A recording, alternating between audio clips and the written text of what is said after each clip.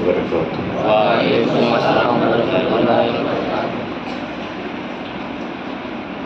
نحمده ونستعينه ونستغفره ونؤمن به ونتوكل عليه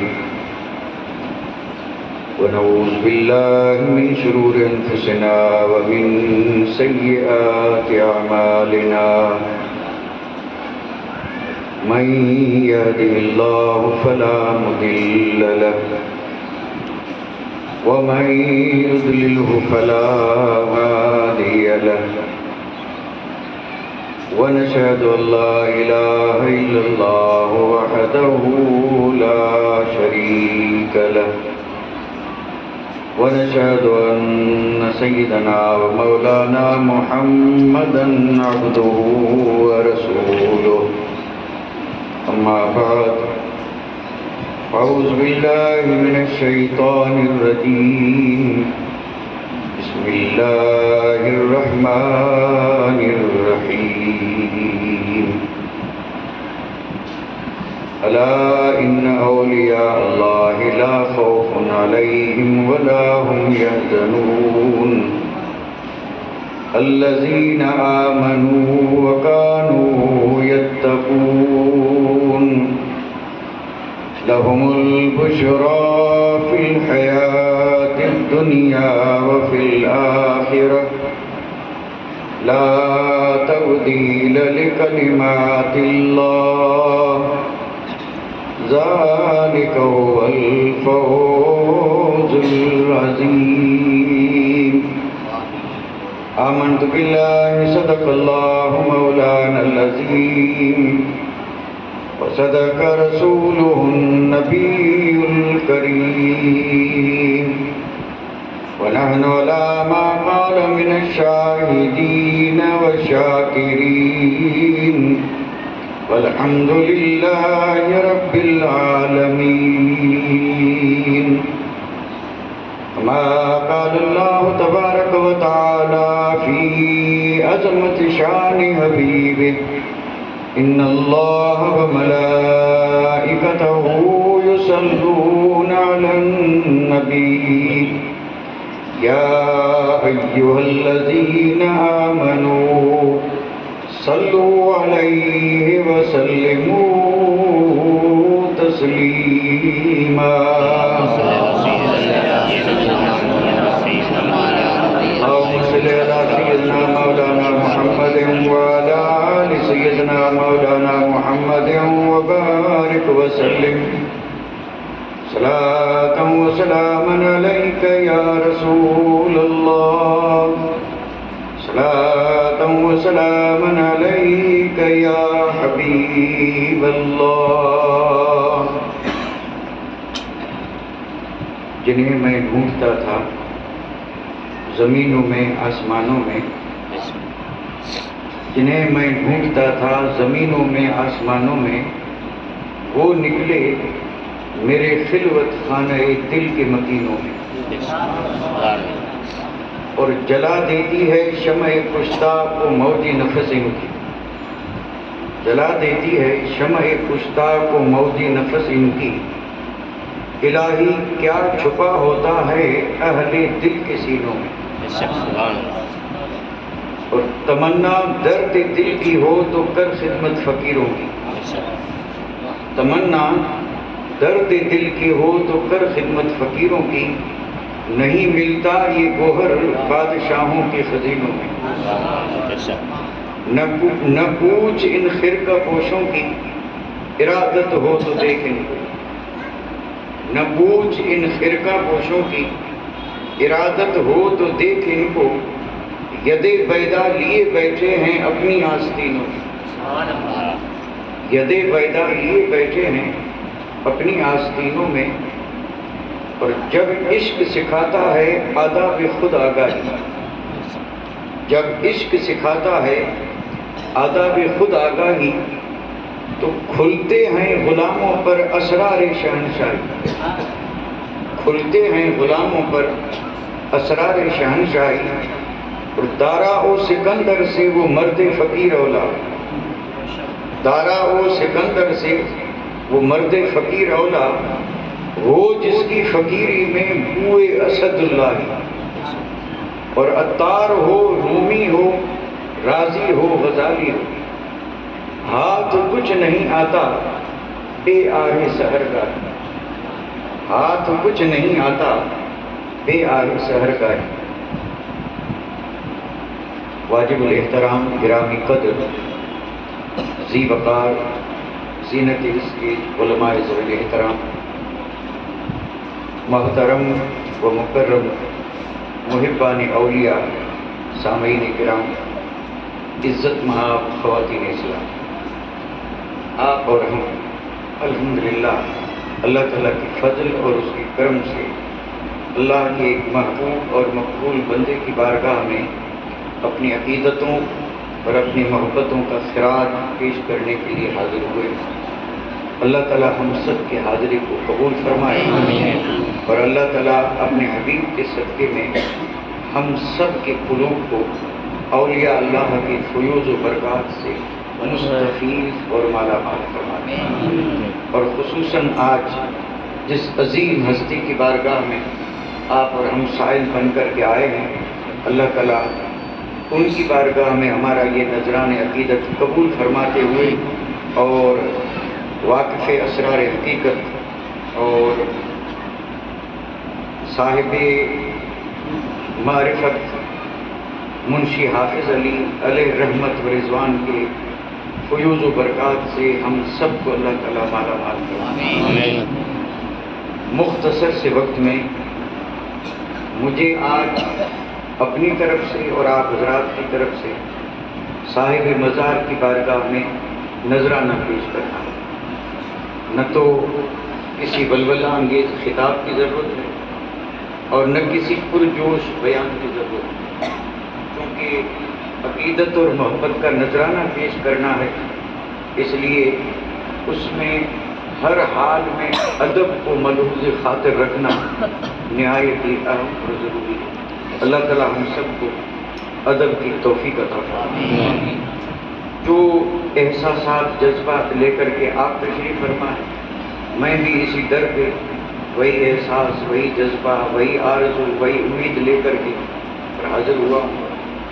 اور ویسے میں اگر اپنی قسمت پہ ناز کروں تو کر سکتا ہوں، کیونکہ میں کوئی پہلی بار تو آیا نہیں، میں اس سے پہلے بھی کئی بار اس بارگاہ میں حاضری دے چکا ہوں، اور میرا تو اس بات پر مکمل یقین ہے کہ آتے وہی ہیں جنہیں سرکار منشی حافظ علی بلاتے ہیں۔ سبحان اللہ۔ تو مجھے بھی انہوں نے بلایا، آپ کو بھی بلایا ہے تو کوئی دور سے آیا، نہیں بلایا ہے تو نزدیک سے لے آیا۔ یہ تو اپنے اپنے نصیب کی بات ہے۔ وہ چاہیں تو کسی کو دور سے بلائیں اور چاہیں تو نزدیک والے کو بھی دور رکھیں، یہ ہم سب کا آپ کا کرم ہے۔ تو چونکہ ادب کو ملحوظ خاطر رکھتے ہوئے سب سے پہلے میں آپ حضرات کی خدمت میں بڑے آسان انداز میں ایک بات عرض کرنے جا رہا ہوں، اور وہ بات یہ ہے، ویسے تو ولی کہتے کس کو ہیں اس پر علماء کرام بہت بیان کر چکے ہیں، الگ الگ قرآن مجید، تفاسیر اور احادیث میں اس کا جواب آیا ہے۔ ایک سوال ہے، ولی کسے کہتے ہیں؟ میں آج بڑے آسان انداز میں ولی کی تعریف عرض کر کے اور پھر آگے بڑھیں، کیونکہ ہم ایک ولی کی دربار میں آئے، تو ظاہر بات ہے جب تک ولی کو پہچانیں گے نہیں تو فیض حاصل کیسے کریں گے، ادب کیسے کریں گے؟ پہلے معرفت اور پہچان ضروری ہے۔ تو قرآن مجید میں تو ولی کی سب سے بڑی پہچان جو بتائی وہ تقویٰ اور پرہیزگاری ہے۔ الذین آمنوا وکانوا یتقون، یہ قرآن مجید نے پہچان دی ہے کہ ولی وہ ہوگا جس کا ایمان بھی مکمل ہو، تقویٰ اور پرہیزگاری کی پوری ہو۔ یہ دو چیزیں گویا کہ ولایت کے لیے شرط ہے، اس میں کوئی شک نہیں۔ لیکن میں آج ایک الگ انداز میں اللہ کے ولیوں کی تعریف آپ کی خدمت میں کرنے جا رہا ہوں، لیکن اس تعریف کو عرض کرنے سے پہلے ایک آیت سن لیں، غور سے سن لیں۔ قرآن مجید میں ایک آیت ہے جس میں رب نے فرمایا یوم لا ینفع مال ولا بنون الا من اتى اللہ بقلب سلیم. یہ فیصلہ ہے. اور اس آیت کا ترجمہ یہ ہے کہ اس دن نہ تو مال کام آئے گا اور نہ بیٹے کام آئے گا، مگر جو قلب سلیم لے کر کے اور رب کی بارگاہ میں آئے. تو نتیجہ کیا نکلا کہ رب کی بارگاہ میں کام آنے والی چیز جو ہے وہ قلب سلیم. یہ قرآن مجید کا فیصلہ ہے. قلب سلیم. الا من اتى اللہ بقلب سلیم، مگر کام آئے گا قلب سلیم. اب اس آیت مقدسہ پہ اگر غور کریں تو اس کی ابتدا ہو رہی ہے یوم سے. یوم کا معنی ہوتا ہے دن. اب ظاہر بات ہے دن تو روز آتا ہے. آج بھی دن آیا تھا اور گیا، اور رات گزرنے کے بعد پھر دن آئے گا. جب سے یہ رات اور دن بنے ہیں تب سے اسی طرح یہ سلسلہ جاری ہے. لیکن یہاں رب نے فرمایا یوم، دن. کون سا دن؟ اتوار کا، پیر کا، جمعے کا نہیں. تو اس بات کو آپ یاد فرما لیں، دن چاہے جتنے آئیں اور جائیں، ایک انسان کی یہ جو زندگی ہے اس میں 3 دن بڑے اہم ہیں. 3 دن بڑے اہم ہیں. اب یہ 3 دن کون سے؟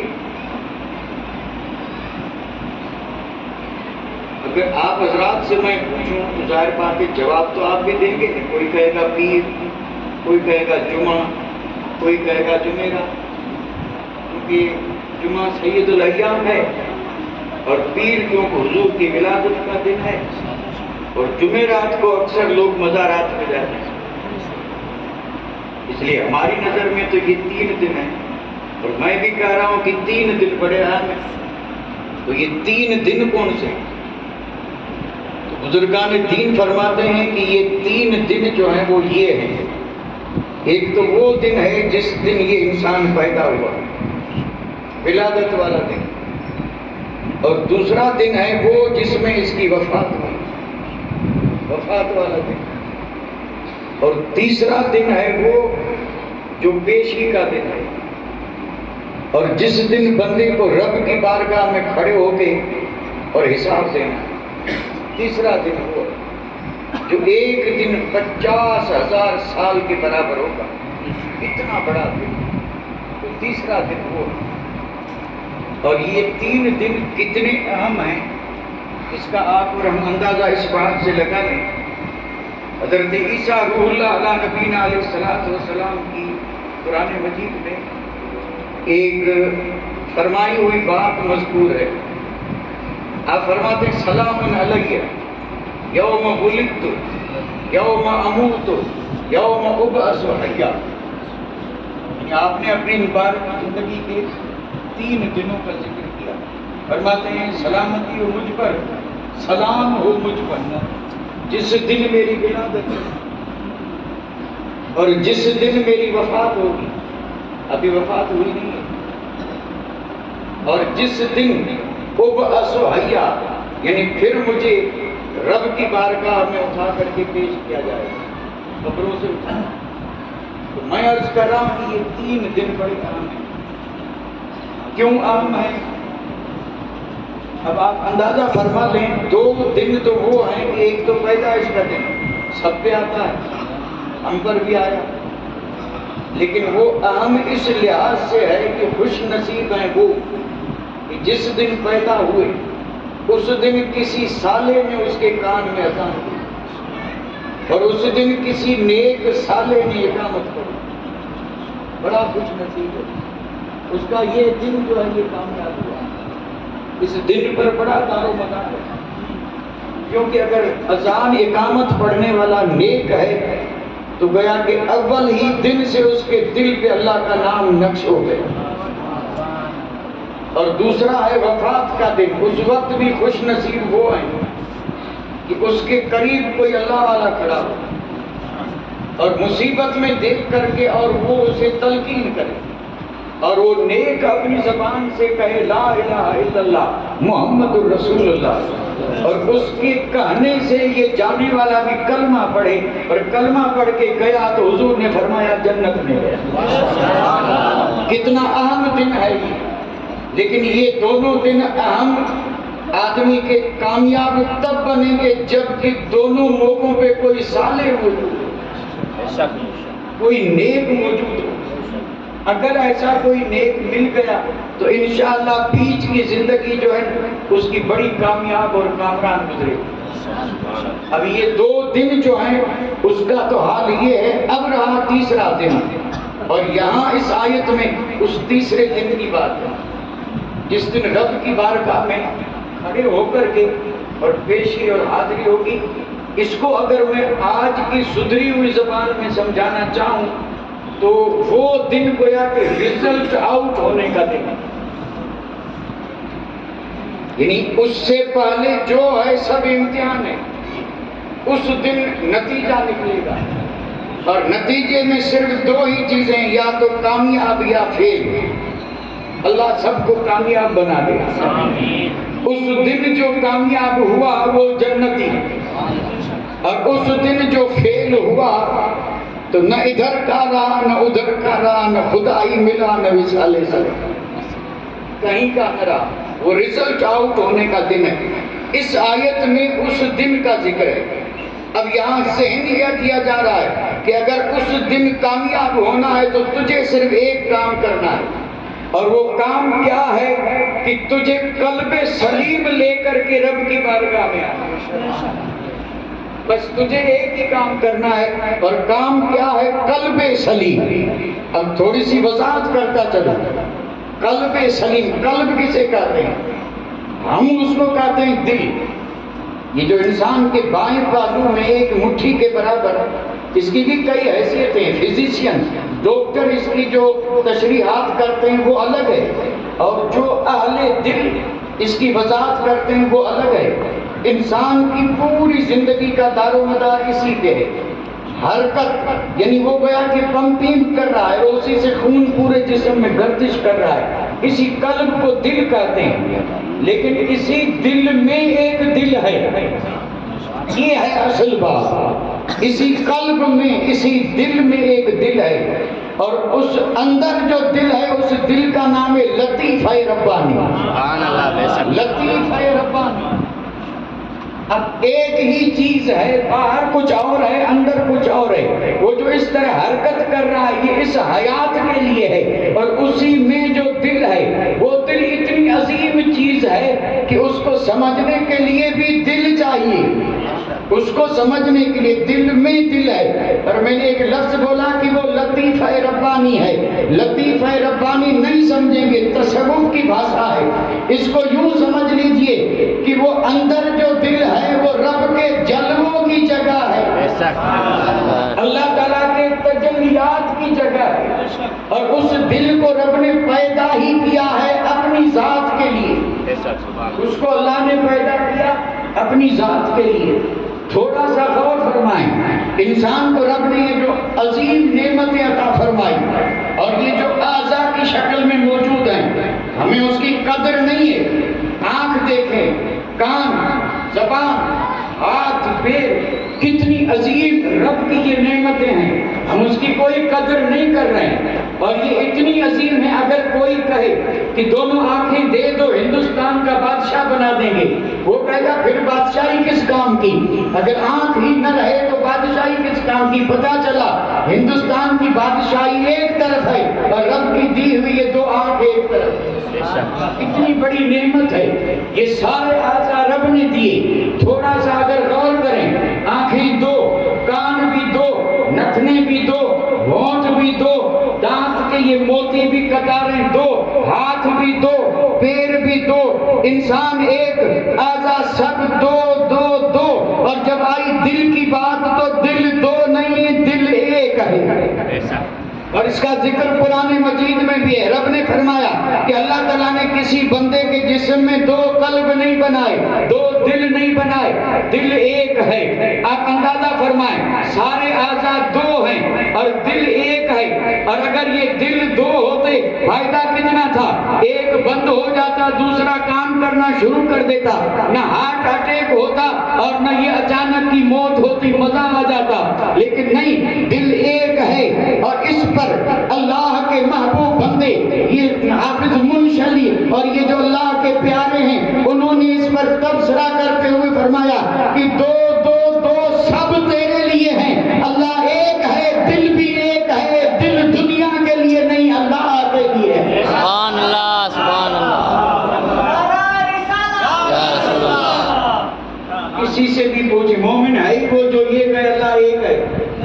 اللہ ایک ہے تو دل بھی ایک ہے، سب دو دو اور دل ایک، پتہ چلا ایک کے لیے ایک ہے۔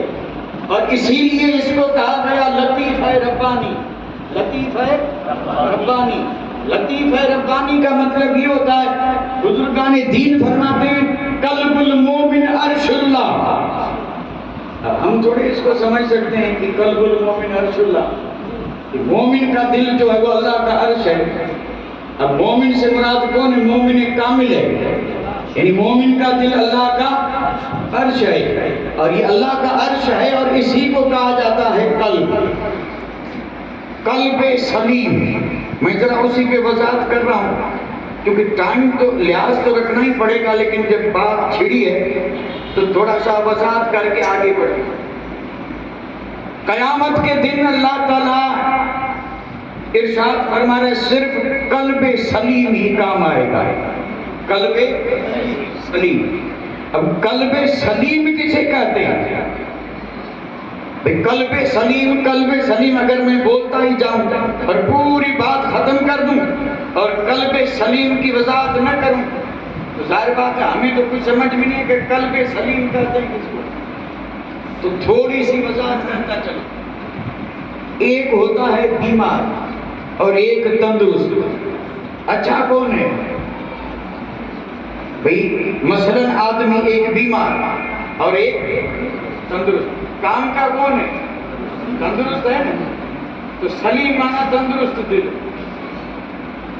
اور جب تندرست دل تو اس کا ضد ہے بیمار دل، عربی میں جس کو سقیم بولتے ہیں، یہی دل ہے، کبھی یہ بیمار ہو جاتا ہے کبھی یہ تندرست۔ اب اس کا ایک معنی یہ ہوگا کہ بیمار دل والے کو وہ دل کام نہیں آئے گا، قیامت میں اگر یہ دل تندرست ہے تو وہاں پہ کام آئے گا۔ اب دل کی بیماری کیا ہے اور تندرستی کیا ہے؟ بڑی آسان بات ہے، سب آسانی سے سمجھ سکتے ہیں۔ یہ جتنی برائیاں ہیں یہ ساری برائیاں پہلے دل میں آتی ہیں، دل بادشاہ ہے، اور دل جب حکم دیتا ہے تو یہ سارے اعضاء اس کے حکم کو مانتے ہیں، گویا کہ اس پورے جسم میں جتنے بھی اعضاء ہیں وہ رعیت ہیں اور ان کا بادشاہ دل ہے۔ اگر اس دل میں برائی ہی برائی ہے تو سارے اعضاء سے برائی ہی ظاہر ہوگی، اور اگر اس دل میں بھلائی ہی بھلائی ہے تو پھر سارے اعضاء سے بھلائی ہی بھلائی ہوگی۔ پھر آنکھ، کان، ہاتھ، پیر، انسان کے کسی عضو سے کوئی برائی صادر ہو ہی نہیں سکتی، کیونکہ بادشاہ جیسا ہوگا رعیت بھی ویسی ہوگی، اور اگر بادشاہ بگڑا رعیت بگڑی، بادشاہ سدھرا رعیت سدھری۔ یہ کوئی زبانی زور نہیں ہے، حدیث پاک آپ نے بارہا سنی ہوگی، میرے اور آپ کے اشعار کا ارشاد فرماتے ہیں فی جسد الانسان مضغۃ، فرمایا انسان کے جسم میں ایک گوشت کا لوتھڑا ہے، لو صلح صلح الجسد کلہ، لو فسد فسد الجسد کلہ، فرمایا آدمی کے جسم میں ایک گوشت کا ٹکڑا ہے، اگر وہ سدھرا سب سدھرے، وہ بگڑا سب بگڑے۔ مجمع صحابہ کا تھا، صحابہ عرض کرنے لگے یا رسول اللہ انسان کے جسم میں وہ گوشت کا لوتھڑا ہے کیا؟ آپ نے فرمایا الا وہی القلب، وہ یہ قلب ہے، اگر یہ سدھرا تو سب سدھرے اور اگر یہ بگڑا تو سب بگڑے۔ اب ترجمہ سن لیں، کام آنے والی چیز وہی سدھرا ہوا دل ہے۔ سبحان اللہ، سبحان اللہ، دل ہے۔ آنکھ بگڑتی کب ہے؟ اچھا ایک بات، اگر یہاں پر دو باتیں ہیں لیکن چونکہ وہ بہت ہی پیچیدہ مسئلہ ہے اس لیے ہم اس میں نہیں جائیں گے، کیونکہ اس میں پھر بحث ہوگی اور بحث میں پھر کسی وکیل کو بلانا پڑے گا اور وکیل جب آئے گا تو پھر کسی جج کو بھی بٹھانا پڑے گا جو ججمنٹ دے گی، یعنی معاملہ پڑے گا۔ یعنی یہ جب بادشاہ ہے تو ظاہر بات ہے حکم یہی دیتا، اور جب حکم دیتا ہے تب یہ سارے اعضاء اس پہ کام کرتے ہیں۔ اب اگر یہ بھلا ہے تو حکم دے گا بھلائی کا، اور یہ برا ہے تو حکم دے گا برائی کا۔ یہ بگڑا تو سب بگڑے اور یہ سدھرا تو سب سدھرے۔ ایک حدیث اور سنتے چلے، حدیث سنے ایمان تازہ ہوگا۔ آپ نے ارشاد فرمایا مومن کا دل آئینہ، مومن کا دل آئینہ، اور آئینہ کا کانچ الگ ہے، اگرچہ یہاں آئینے کو بھی کانچ بولتے ہیں لیکن کانچ الگ ہے آئینہ الگ ہے۔ کانچ کے دونوں طرف جو ہوتے ہیں وہ ایک طرح کے، اور آئینے کے ایک طرف مسالہ لگا رہتا ہے تبھی اس میں چارہ نظر آتا ہے، اس میں بہت سارا فرق ہے۔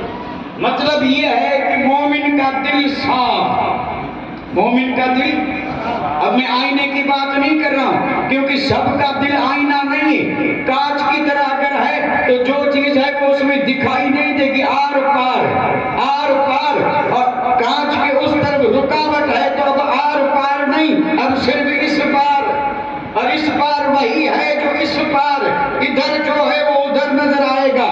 ولیوں کا دل آئینہ ہے، ولیوں کا دل آئینہ ہے، اور آئینے کی یہ خاصیت ہے کہ آئینہ کسی دوسری چیز کو پہلے اپنے اندر جذب کرتا ہے، جذب کر کے پھر دوسری طرف اس کو عکس ڈالتا ہے۔ سمجھ میں نہ آئے تو صبح آئینہ لے کر کے سورج جب طلوع ہو تو آئینے کی سورج کی طرف کر کے اور تھوڑا سا سامنے دیوار کی طرف گھمائیں تو پھر سورج پہلے آئینے میں، پھر اس کی روشنی کہاں پڑے گی؟ دیوار پہ۔ حالانکہ یہ آئینہ سورج نہیں بنا، بتائیے سورج اس میں کیسے آیا؟ سورج کی روشنی اس میں سے ہو کے دیوار پہ کیسے گئی؟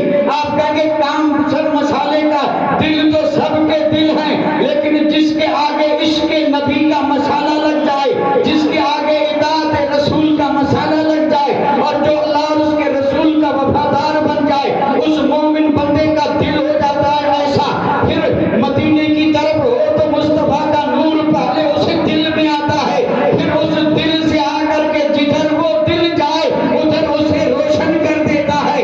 یہی ہے ولی کی پہچان، جو ادھر سے نور لے ادھر باندھے۔ سبحان اللہ بے شک۔ میں اس پر بحث نہیں کر رہا تھا، یہ تو ضمن بات آئی تھی کیونکہ یہ بڑی طویل بحث ہے۔ میں یہ عرض کر رہا تھا کہ حضور نے فرمایا دل صاف ہے، اور پھر آپ نے فرمایا اگر کوئی بندہ گناہ کرتا ہے تو گناہ جیسے ہی اس نے کیا اسی دل پہ ایک داغ اور دھبا لگا۔ سفید چیز پہ دھبا جو ہے بہت جلدی دکھائی دیتا ہے، اگر سارا ہی داغدار ہو تو بھلے داغ لگتے رہیں کوئی پتہ نہیں چلے گا۔ کہ گیریج میں جو کام کرتے ہیں ان کو دیکھیں اور کسی عالم صاحب کو دیکھیں، اور میں عالم کی تخصیص اس لیے کر رہا ہوں کہ زیادہ تر سفید کپڑا عالم ہی پہنتے ہیں، یا بوڑھے لوگ بیچارے نیک سفید کپڑے ان کو بھی ہیں اور اس کو بھی ہیں، لیکن چونکہ اس کا کام ہی ایسا ہے سارا لباس دھبوں سے بھرا پڑا ہے، اب کسی کی نظر اس پہ نہیں جاتی کہ دھبے لگے، لیکن یہ جو سفید پوش بیٹھے ایک یعنی قلم کا نب جو ہے اب کریں کہ اب نب والے قلم بھی نہیں رہے، یعنی ایک معمولی سوئی کی نوک کے برابر بھی اگر اس سفید پہ دھبا لگے سب کی نظر اس پہ جائے گی، اور آدمی اگر دھبا ہے تو پہنے گا بھی نہیں، اتار کے رکھ دے گا، کہتا کیوں پہنوں اس پہ داغ لگ گیا۔ سبحان اللہ، کپڑے والے داغ کی اتنی فکر ہے اور کبھی یہ نہیں سوچا کہ دل پہ داغ ہے یا صاف ہے۔ حضور نے فرمایا دل صاف ہے مومن کا، گناہ کیا تو داغ لگا، اب اس کے لیے رب نے یہ کرم فرما کے مہلت دی ہے، 4 آنسو بہا کے سچی توبہ کر، ادھر آنکھ سے پانی بہے گا، داغ دھل جائے گا اور دل جیسے پہلے تھا ویسے ہو جائے گا۔ یہ اس امت پہ کرم ہے کہ گناہ کرتی رہے، توبہ کرتی رہے،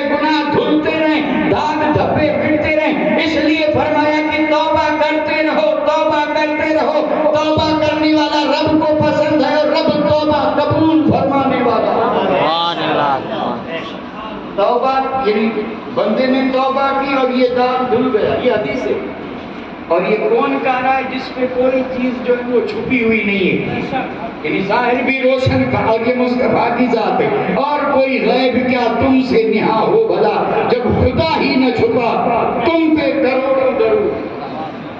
فرمایا دھبا لگا، اگر توبہ کی تو دھبا دھل گیا، نہیں کی پھر گناہ کیا پھر وہ دھبا بڑھا، پھر اگر توبہ نہیں کی گناہ کیا پھر وہ دھبا بڑھا، اور یہ گناہ کرتا رہا ادھر وہ دھبا بڑھتا رہا، اور پھر حال یہاں تک پہنچا کہ یہ سارا دل جو صاف شفاف تھا اب پورا اسی کالک کی وجہ سے کالا ہو گیا۔ اسی کو کہتے ہیں دل کے کالے، یعنی کالا دل۔ یہ دل جو روشن تھا کالا کیسے بنا؟ تو میں عرض کروں گا بنا نہیں، خود نے بنایا، اور یہ بنا ہے گناہوں کی وجہ سے، یعنی گناہ پر گناہ، اسی کو ظلم کہتے ہیں۔ ثم قست قلوبکم، قرآن فرما رہا ہے کہ تمہارے دل ایمان کی روشنی سے جگمگا رہے تھے، اور جب بندے نے گناہ پر گناہ کیے تو یہ دل جو ہیں یہ گناہ کی کالک کی وجہ سے کالے ہو جاتے ہیں، پھر نور چھپ جاتا ہے، اور پورا دل جب کالا ہو جائے، اب اگر عمر بھر اس پہ آپ کلام پڑھتے رہیں، حدیث پڑھتے رہیں، اس پہ کوئی اثر نہیں ہوگا، کیونکہ کالے پہ اب اثر کیا ہو؟ اثر تو اسی پہ ہوتا ہے جو اجیالا ہو۔ یہ دل کی دوسری صفت ہے، یہ دل کی تو کئی صفتیں، لیکن یہاں میں بات اس لیے عرض کر رہا ہوں کہ قیامت کے دن یہی صاف دل جو ہے یہ کام آئے گا۔ اب ولی کی صفت سنیں، کیونکہ اب میں سمجھ رہا ہوں کہ یہ بات آپ پہ گراں گزر رہی ہے، بس اسی میں آپ تھک گئے۔ یعنی اب تک تو معاملہ ٹھیک تھا، اب تھوڑی سی توجہ آتی ہے، کیونکہ آپ سوچ رہے ہیں کہ یہ پتہ نہیں کیا کہہ رہے ہیں اور کیا کہیں گے، پھنسے ہیں آگے، تو پھنسیں گے نہیں، انشاءاللہ آج پھنسیں گے، کل قیامت میں اسی پھنسنے کی وجہ سے ہنسیں گے۔ یہ پھنسنا بڑا مفید ہے، اور یہی پھنسنا جو ہے نا اس کے صدقے میں ہنسنا نصیب ہو، اور اس کو کوئی پھنسنا نہ سمجھے، چاہے جتنی دیر لگے، لیکن چونکہ یہ برکتوں والی محفل ہے، جوار ولی کا ہے، جہاں ہر وقت رحمت برستی ہے، اور پھر جہاں صالحین کا ذکر ہو، حدیث سے ثابت ہے ان ذکر صالحین تتنزل الرحمہ، جہاں ولیوں کا ذکر ہو وہاں رب کی رحمت برستی ہے۔ سبحان اللہ۔ اب آپ اندازہ فرمائیں، وہاں مزار ولی کا ہے یا ذکر ولی کا ہے، ادھر بھی رحمت ادھر بھی رحمت، اللہ کرے یہ رحمت ہمیشہ برستی رہے اور ہم اس رحمت سے اپنے دامن بھرتے رہے۔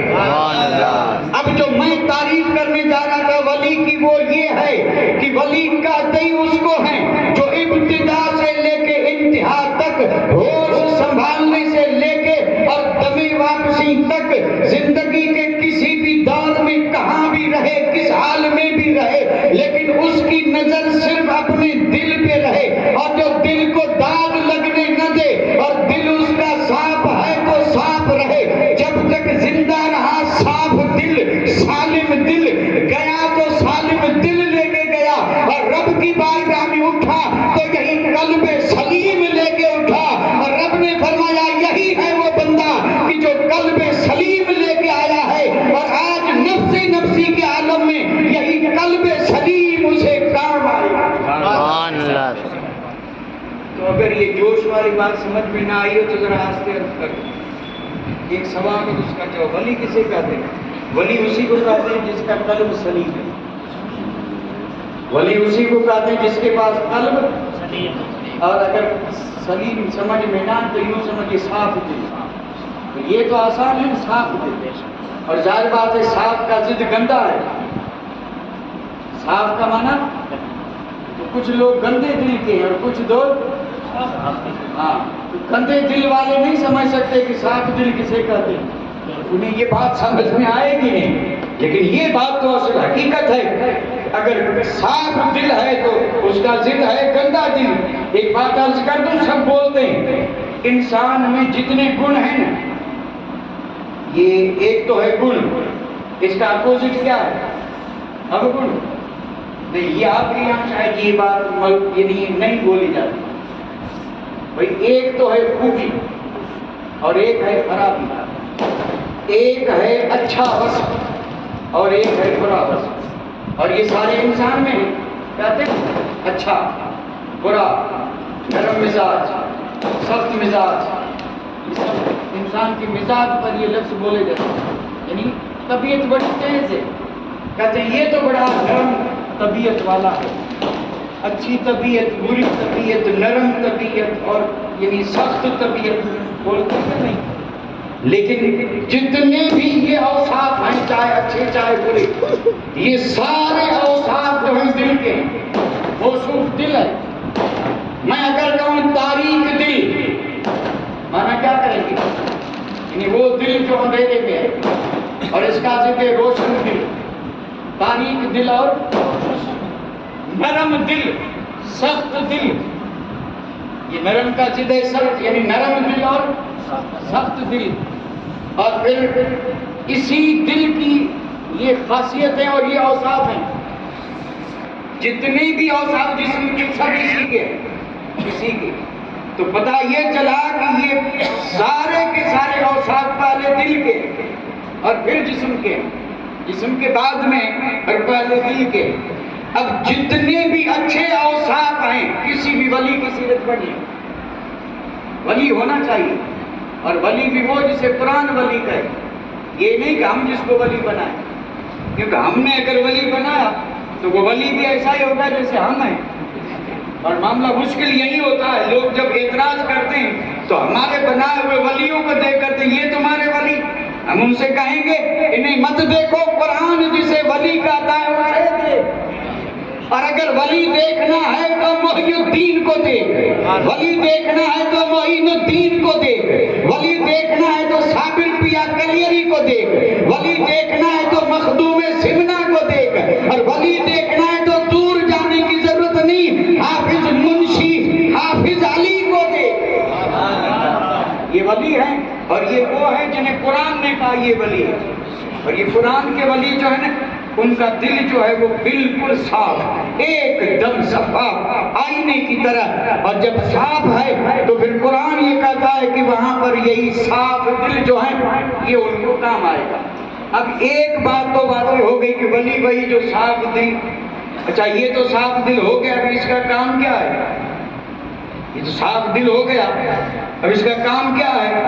تو جواباً عرض کر دوں اس کا کام کہ اگر کوئی گندے دل والا بھی آ جائے تو ان کا کام یہی ہے کہ وہ یا تو عبادت ریاضت کروا کے اور یا پھر نظر ڈال کر کے، اگر گندے دل والا بھی آیا ہے تو اس کو بھی بناتے ہیں صاف دل۔ اب یہ سوال کا جواب ہے کہ ولی کا کام کیا، یعنی ولی کسے کہتے ہیں، ولی کا کام کیا؟ صرف دو جملے ہی آپ گھرما لیں، ولی ہوتا ہی وہی جس کا دل صاف ہو، اور اس کا کام یہی ہے کہ وہ گندے دل والوں کا بھی دل کیا کرتے ہیں، صاف کرتے ہیں، ان کا کام ہی یہی ہے۔ اور سیرت پڑھ لیں، تاریخ پڑھ لیں، جو اللہ کے محبوب ولی بے شک ولی تھے، انہوں نے عمر بھر کام یہی کیا، ان کا کام ہی یہی تھا، دلوں کے زنگ کو دور کرنا، دلوں کی سختی کو دور کرنا، دلوں کے اندھیرے کو دور کرنا، مردہ دلوں کو زندگی بخشنا اور دلوں کو حیات نو بخشنا۔ اگر دل کفر کے اندھیرے میں ہے اور کسی ولی کی نظر پڑ جائے تو 1000 2000 نہیں 90 لاکھ کی تاریکی دور۔ کیا بادشاہ نہیں آئے تھے یہاں؟ آئے تھے، ان کے پاس لشکر بھی تھا، ان کے پاس اسلحے بھی تھے، لیکن وہ یہ کام نہیں کر سکے۔ لیکن صاف دل ایک آیا، اور صاف دل جب آیا تو اس کو ڈیوٹی بھی یہی دی گئی تھی، اسے یہی کہا گیا تھا کہ جا اندھیروں میں، اور اندھیروں میں جا کر کے جسم نہیں، گھر نہیں، بازار نہیں، دنیا کی ظاہری رونق نہیں، وہاں جا کر کے دلوں کے زنگ کو دور کرنا ہے، کفر کے اندھیروں کو ہٹا کر کے اور دلوں میں نور محمدی سے اجالا کرنا ہے۔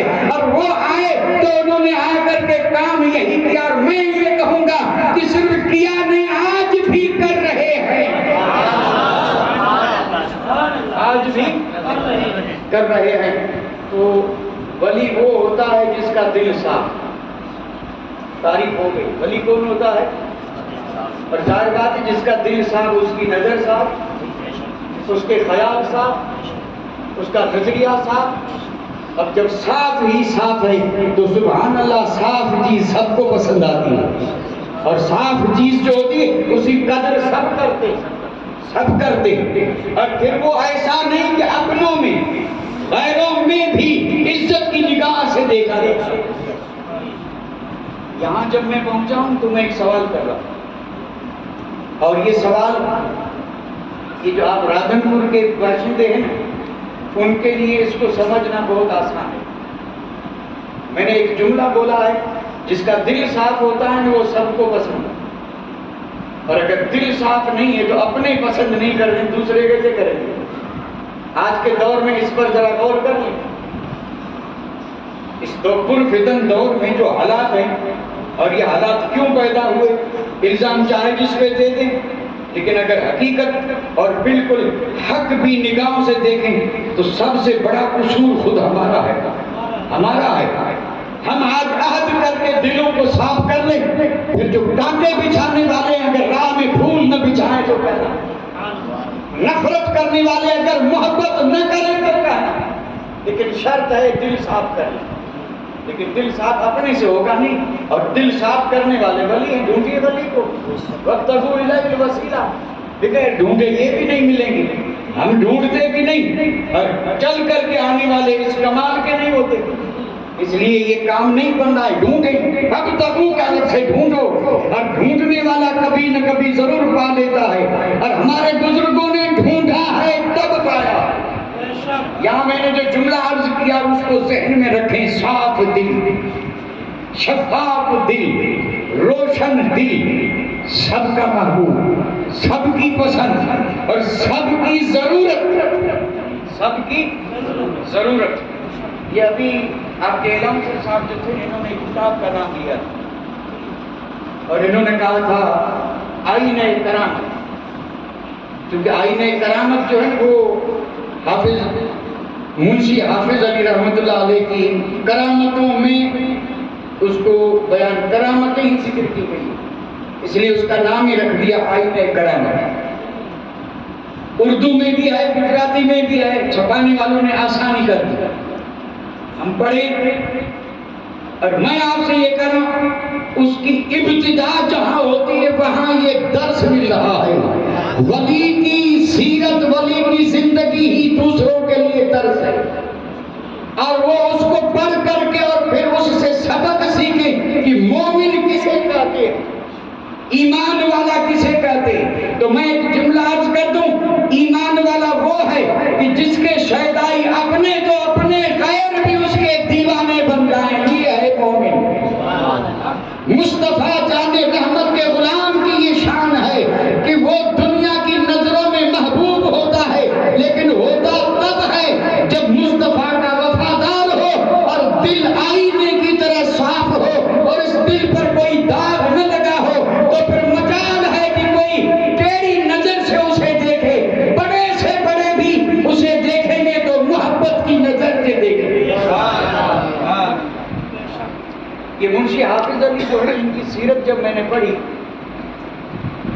اور ان کی سیرت پر صرف 2-4 ورق ہے، لیکن 2-4 ورق بھی اگر کوئی عقیدت سے پڑھے اور اس میں سے سبق حاصل کر کے اور اس سے روشنی لے تو انشاءاللہ کامیابی کے لیے اسی سبق کو میں کافی سمجھتا ہوں، اتنا ہی کافی ہے۔ اور اگر اتنا ہی نہیں تو اس میں جو نقل لکھے گئے کسی ایک نقل کو پڑھ لے اور عہد کرے کہ میں بھی اسی پر عمل کروں گا، انشاءاللہ پورا حال نہ بدلے تو دیکھنا۔ آپ کا خاندان تو بڑا زبردست نیک خاندان، اور اولیاء اللہ پر لکھی جانے والی ہندوستان کی ہر کتاب میں آپ کے خاندان کا ذکر ہے۔ شاہ ابو المعالی کا خاندان، امبیٹھا کے رہنے والے، اور امبیٹھا میں آج بھی بزرگوں کے مزار کثرت سے مرکز بنا ہوا ہے۔ تو ظاہر بات ہے خاندان جس کا اچھا ہو، جس کے ماں باپ ولی اور اچھے ہوں، تو پرورش پانے والا بچہ بھی کیا ہوگا؟ اچھا ہوگا کہ نہیں ہوگا؟ اس لیے تو علماء کرام کہتے ہیں کہ آپ کے یہ یونیورسٹیاں، کالج، مدرسے، دارالعلوم، مکتب، یہ سب بعد میں ہے. ایک بچے کے لیے پہلی درسگاہ ماں کی گود ہے. ماں کی گود ہے، کیونکہ وہیں سے تو اس کو پروان چڑھنا ہے. اور جیسا سبق وہاں سکھایا جائے گا زندگی بھر اس کا اثر رہے گا. اور اگر اثر نہ رہتا تو میرے آقا بھی یہ حکم نہ دیتے کہ اگر شادی کرنا ہے تو کسی دیندار عورت سے شادی کرو، تاکہ دیندار ہوگی تو اولاد بھی دیندار ہوگی، تمہیں زندگی میں بھی کام آئے گی اور موت کے بعد بھی درود فاتحہ کر کے تمہیں کام آئے گی. گھرانہ بھی اچھا، پرورش بھی اچھی. آپ نے مکمل تعلیم جو لی تھی وہ اپنے والد اور اپنے میں یعنی چچا جان سے مکمل تعلیم. اب میں مکمل تعلیم کی لسٹ بتاؤں؟ اس لسٹ بتانے میں کوئی فائدہ نہیں، کیونکہ نام سنیں گے یاد تو رہے گا نہیں. کیونکہ درس نظامی کے جتنے بھی کتابیں اور فنون ہیں اور اس وقت جو پڑھائے جاتے تھے آج پڑھائے جاتے ہیں، نام سن کر کے فائدہ کیا؟ بلکہ میں صرف 2 جملوں میں عرض کر دوں، یعنی مروجہ فنون. مروجہ میں بھی سمجھ رہا ہوں کہ آپ نہیں سمجھے، کیونکہ مروجہ فنون پتہ نہیں کون سی آفت ہے. یہ مروجہ آپ سمجھیں گے کوئی کھانے پینے کی چیز ہے، کوئی بریانی، کوئی حلوہ. اور پھر اس کے بعد ہے فنون. اور فنون کیا ہے تو اس کا سمجھانے کے لیے ایک ترجمہ کر دوں. یعنی آپ کا دور تھا، اس وقت پوری دنیا میں جتنے بھی علم پڑھائے جاتے تھے آپ نے سب پڑھ لیا. یعنی اس وقت جو علم رائج تھے آپ نے سب پڑھ لیا. 9-10 سال کی عمر میں قرآن حفظ کر لیا، اور پھر سن بلوغ تک پہنچتے پہنچتے عالم فاضل بن گئے. اسی پر بس نہیں، زبردست حاذق حکیم بن گئے. اور ظاہر بات ہے جب اتنا علم اور پرورش تھی تو پھر الحمدللہ انہیں فہم اور فراست بھی ایسی ملی کہ جس کی کوئی مثال نہیں. فہم بھی اور فراست بھی دونوں سے نوازا گیا. علم، فہم، فراست، فنون لطیفہ، فنون مروجہ، حفظ قرآن، سب میں آپ ہو گئے ماہر. اور جب ماہر ہوئے تو شادی بھی ہو گئی. شادی ہونے کے بعد یہ خیال پیدا ہوا کہ کہیں ملازمت ملی. ملازمت بھی مل گئی، لیکن ملازمت ملی کیسی؟ منشی. یہ آپ کو جو منشی کا ٹائٹل ملا وہیں سے ملا. پٹیالہ میں آپ منشی بنے. اس وقت کی جو حکومت تھی اس حکومت کی طرف سے، اور وہاں آپ نے ایسی کارکردگی سر انجام دی کہ آپ کے یہ امبالہ کے جو راجا تھے، نام جن کا اجیت سنگھ، پہلے نام سن لیں. اجیت ایمان والا تو نہیں ہوگا؟ اجیت سنگھ. اجیت سنگھ نے جب آپ کے کمال اور آپ کی خوبیوں کو دیکھا، آپ کو طلب فرمایا اپنے پاس. آپ تشریف لے آئے، اور ظاہر بات ہے دل صاف ہے، اور صاف دل والے کی نظر بھی صاف، اور صاف نظر میں اثر، اور اثر ایسا کہ جو دیکھے وہ دیوانہ.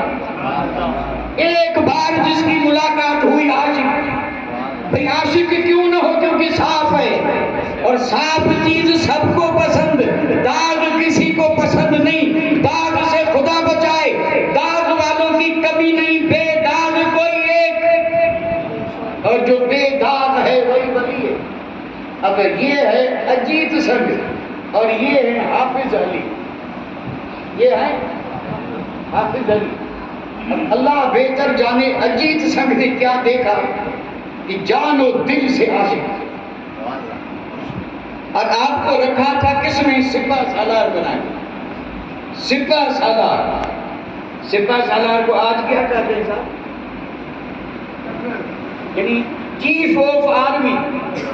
چیف آف آرمی، یعنی آرمی کا یعنی ہیڈ، سپاہ سالار یہ پوری لشکر کو کمان کرنے والا. اب بتائیے صاحب، ایک صاف دل آدمی قرآن اور حدیث کے علم سے مالا مال تھا، اور جب ایک راجا کے پاس پہنچا تو راجا نے پورا لشکر حوالے کر دیا. تو ثابت ہوا کہ راجا بھی جانتا تھا کہ یہ فن حرب و درب کے بھی ماہر ہیں. فن حرب و درب یعنی یہ صرف علم کے پہلوان نہیں ہیں، بلکہ یہ لشکر میں بھی لشکر کو کمان کر سکتے ہیں اور دشمن پر وقت آنے پر یہ مقابلہ کر سکتے ہیں. اس لیے کمان ان کے حوالے کر. اللہ اکبر. اب آپ وہاں تو میدان ولایت کے شاہ سوار ہیں اور ادھر لشکر کے بھی سپاہ سالار ہیں. بادشاہ ایسا کہ لشکر کا سپاہ سالار تو بنا دیا، لیکن لشکر کے ساتھ نہیں، رہتے ہیں اجیت سنگھ کے ساتھ. اب یہ بھی ایک عجیب حیرت کی بات ہے. سپاہ سالار ہے تو لشکر کے ساتھ رہنا چاہیے، نہیں، رہتے ہیں بادشاہ کے ساتھ، اور یہ کبھی بھی ان کو اپنے سے الگ نہیں کرتے تھے. اب یہاں میں بھی حیرت میں ہوں کہ آخر انہیں کیا نظر آیا کہ وہ ان کو کسی بھی وقت اپنے سے الگ نہیں کرتے تھے. تو مجھے تو یہی سمجھ میں آیا کہ وہ بھی یہ یقین رکھتا تھا کہ اگر کہیں پھنسا تو کوئی کام نہیں آئے گا، یہ ضرور کام آئے گا. اور انہیں مکمل یقین تھا کہ لشکر جہاں کام نہیں آئے گا وہاں یہ ایک مرد کلندر، مرد خدا کام آئے گا. جس کے بارے میں غیر کا یہ عقیدہ ہو اور اپنے کہیں کہ وہ کچھ نہیں کر سکتا، تو یہ اپنے تو اس غیر سے بھی گئے بیتے ہوئے وہ غیر ہے. اگرچہ اس وقت ایسے حالات نہیں تھے، لیکن پھر بھی اتنا تو فرق تھا، وہ آپ کو الگ نہیں کرتا تھا. اب جو بنیادی بات عرض کرنے جا رہا ہوں بڑے اختصار کے ساتھ. لاہور کے راجا رنجیت سنگھ، انہوں نے جب منشی حافظ علی کے اوصاف سنے، خوبیاں سنی کہ بڑا صاف دل آدمی ہے، کرامت والا، فہم و فراست والا، علم والا، باہر بھی نور اندر بھی نور، نورانی شخصیت ہے، تو اب انہوں نے ایک خط لکھا تھا اجیت سنگھ کے بارے میں. کیا لکھا تھا؟ لکھا تھا کہ آپ چونکہ میرے ماتحت ہیں اور میں اگر کوئی آپ سے چیز مانگوں تو آپ انکار تو نہیں کریں گے. یعنی لاہور کے راجا نے اس پنجاب والے راجا کو لکھا، بار بار کیا نام لیے جائیں، یعنی وہی رنجیت سنگھ نے اجیت سنگھ کو لکھا کہ اگر میں آپ سے کوئی چیز مانگوں تو آپ انکار تو نہیں کریں گے. خط پہنچا، اس نے اس وقت جو ان کا منشی تھا ان سے کہا جواب لکھو. اب جواب میں کیا لکھایا؟ جواب کے الفاظ جب میں پڑھتا ہوں تو میرا جی چاہتا ہے کہ میں 1 گھنٹہ صرف ان الفاظ پہ بولوں. اس نے جو جواب لکھا تھا اس کا ایک ایک لفظ قابل غور ہے. اس نے لکھا کہ راجا، میرا ملک، دھن، دولت، راج پاٹ، اس سب کے مالک آپ ہیں، اور ان میں سے کوئی بھی چیز اگر آپ چاہیں تو میں آپ کو دے سکتا ہوں، صرف ایک چیز چھوڑ کر کے، اور وہ ایک چیز ہے منشی حافظ علی. اس سے نہ مانگے، باقی جو مانگے سب تیرا ہے، لیکن منشی حافظ علی میرے ہے. اور میں نے کہا نا یہ وہ جملہ ہے جس پر اگر کوئی بولنے والا ہو تو بہت کچھ بول سکتا ہے. قسم رب کی، خدا کا ولی اگر موازنہ کریں تو راج ایک طرف ہے، حافظ علی ایک طرف ہے، دھن دولت ایک طرف ہے، حافظ علی ایک طرف ہے، ہیرے جواہرات ایک طرف ہیں، حافظ علی ایک طرف ہے. اور پھر وہ غیر بھی فیصلہ کر رہا ہے کہ کیا مقابلہ اس ذات کے ساتھ اس چیز کا. یہ سب فانی ہے اور یہ وہ ہے جس کا دل بھی صاف ہے اور جس کی نظر بھی پاک ہے اور جس کے اندر وہ کمال ہے کہ جہاں دھن دولت کام نہیں آئے گا وہاں یہ مرد خدا کام آئے گا.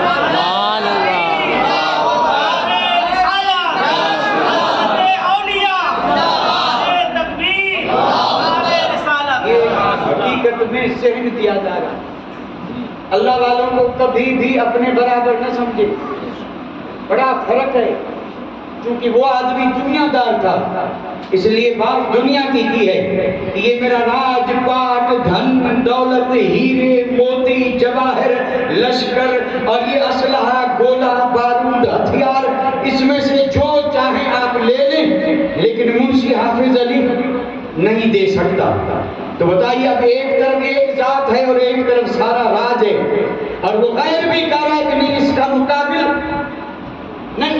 مقابل کوئی، یعنی اس جیسا کوئی نہیں، یہ کہیے اس جیسا کوئی نہیں۔ اب اگر کوئی کہے کہ ولی میرے جیسا، کچھ لوگ تو آگے بڑھ کے کہتے ہیں کہ نبی ہماری طرح، نادان ذرا سوچ کے بول، ہماری طرح۔